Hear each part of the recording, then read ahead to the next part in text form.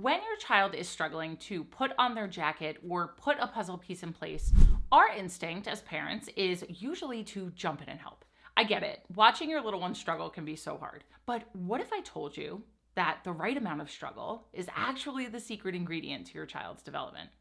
There is a sweet spot in learning, that perfect balance between two tasks, being too easy, where no growth happens, and too hard, where frustration takes over. Finding this balance is like discovering a superpower for helping your child develop and learn. Today, I'm going to share a powerful concept from educational psychology that I learned as a teacher, which completely transformed how I support my own children's learning. By the end of this video, you'll know exactly when to help your child and when stepping back is actually the best thing you can do for their development.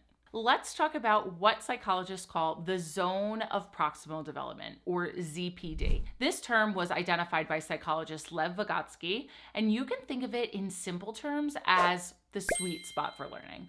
Imagine your child's abilities being divided into 3 zones. The first zone includes everything they can do already completely on their own, like maybe using a spoon or stacking blocks. The third zone contains the skills that are still way too advanced, like tying shoelaces for a 2-year-old or reading fluently for most preschoolers. But in between these 2 zones is the magic middle zone, the zone of proximal development. This zone contains all of the skills your child can't quite do yet independently, but can do with a little bit of your help or guidance. This middle zone is where the most powerful learning happens. So for example, your toddler might not be able to put on their shoes completely by themselves, but they can do it with a little bit of guidance from you. Or they can't complete a 24-piece puzzle alone, but with occasional hints and encouragement, they can get there. The key insight here is that children learn best when tackling challenges slightly beyond their current abilities, not too easy and not too hard. When a task falls into this sweet spot, that's when your child's most engaged and their brain is making those important new connections.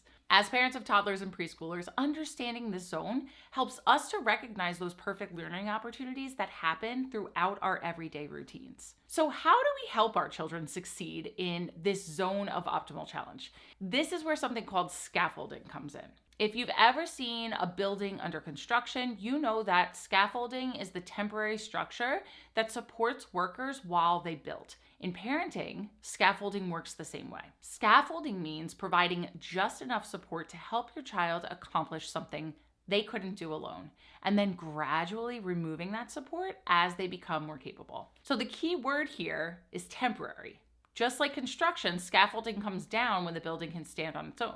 Our support should fade as our child gains these skills. So for example, when your child is learning to put on their coat, you might start by holding it open for them and guiding their arms into the sleeves. Later, you might just hold the coat while they find the sleeves themselves. And then eventually, they'll only need you to place the coat on the floor in the right position so they could do the flip method.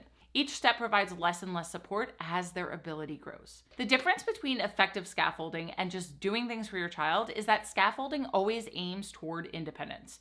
When we scaffold properly, we're constantly looking for opportunities to step back and let our child take over. This is very different from swooping in and completing tasks for them just because it's faster or neater, or to avoid dealing with their frustration, right? Scaffolding takes patience. It means allowing for imperfect results while your child is learning. That jacket might be crooked and the puzzle piece might not fit exactly right the first few tries. And yes, sometimes feeling a little bit frustrated is a requirement for our children to learn. So why is it so important to find this sweet spot where your child is challenged but not super frustrated? The benefits of letting your child experience the right amount of struggle are actually incredible for their development. First, it builds resilience and perseverance. When children work through challenges, they develop what psychologists call grit, which is the ability to stick with difficult tasks. This is a skill that will serve them throughout their entire life, from learning to ride a bike to tackling complex math problems later in school. Second, it develops problem-solving skills. When we jump in too quickly to help, we rob our children of the chance to figure things out for themselves. Those moments of productive struggle are when they're actively creating new neural pathways and learning to think critically. Third, it creates genuine confidence. There is something so powerful about the feeling of, I did it myself. When children overcome challenges on their own, they develop authentic confidence based on real accomplishment and not empty praise. Fourth, it teaches them that mistakes are a natural part of learning. In a culture that puts so much focus on achievement, many children develop a fear of making mistakes. But when we normalize struggle as part of the learning process, we help them to understand that errors are actually valuable feedback, not failures. I saw this firsthand with my younger son when he was learning to use scissors. At first, he just wanted me to cut everything for him. Instead of taking over, I showed him how to hold the scissors, and then I guided his hand through the motions, and then I held the paper while he cut it. It took longer, and the cuts were far from perfect, but the pride on his face when he finally cut something he wanted to by himself was absolutely worth it. And what I noticed after this was he became more willing to try other challenging tasks too. That's because struggling through something and succeeding creates a powerful memory that your brain draws on when facing new challenges. It literally rewires children's brain for a growth mindset, teaching them that with effort and practice, they can improve at anything. So how do you actually find this sweet spot for your child? Here are 5 practical tips to help you navigate this balance. First, observe before jumping in. When your child is tackling something new, resist the immediate urge to help. Instead, watch for a moment.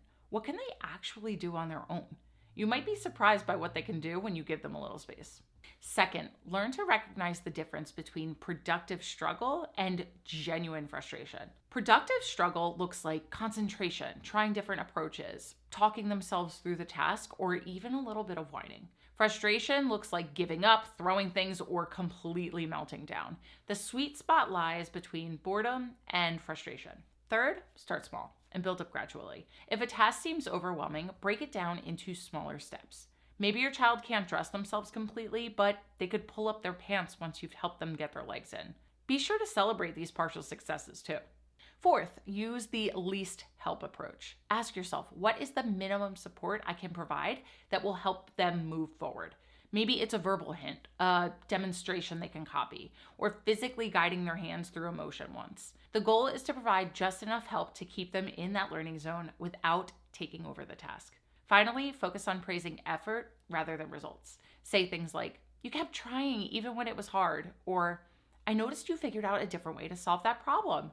This reinforces that the process of working through challenges is what matters the most. Remember, finding this sweet spot takes practice for both you and your child. Some days they'll need more support than others, and that's completely normal. The sweet spot of struggle is where real growth happens for our children. When we resist the urge to immediately help and instead provide just the right amount of support, we're giving our kids the incredible gift of developing resilience, problem-solving skills, and genuine confidence. Remember, you're not being mean by letting your child work through challenges. You're helping them develop crucial life skills they'll use forever. If you'd like more support in finding this balance and other evidence-based strategies for raising confident, capable children, I would love to invite you to join the Life with Littles Lounge. It's my membership community created exclusively for toddler and preschool parents where we dive deeper into topics just like this one. For only $7 a month, you'll get access to monthly workshops, live Q&A sessions where I answer your specific parenting questions, a supportive community of parents navigating the same challenges as you are, resources, courses, and so much more. The link is in the description box below. Give this video a thumbs up if you found it helpful, share it with another parent who would benefit, and subscribe for more tips to help you love your life with littles. Thanks for watching, and remember, you've got this. I'll see you next time.